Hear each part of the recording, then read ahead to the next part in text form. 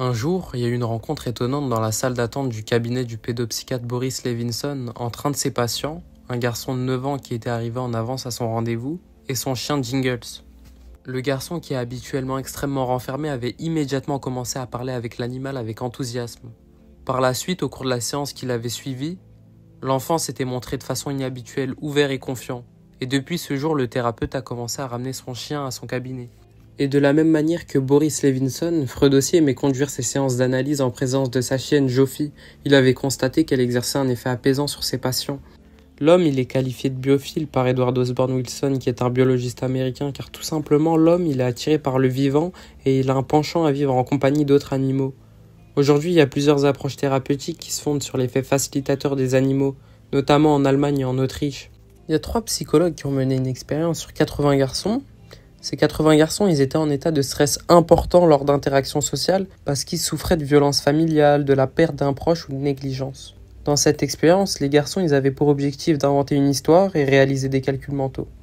Parmi les garçons, il y avait 2 groupes.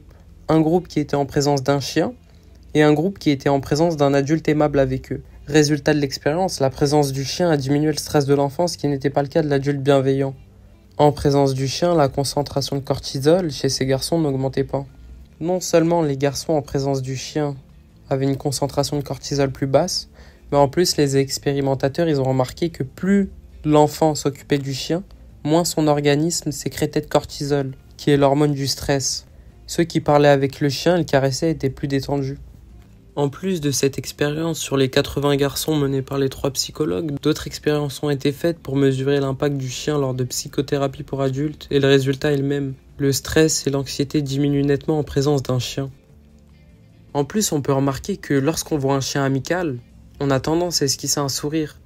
Et il y a une hypothèse qui s'appelle la rétroaction faciale ou feedback facial, qui postule que l'expression de notre visage, elle influence nos émotions.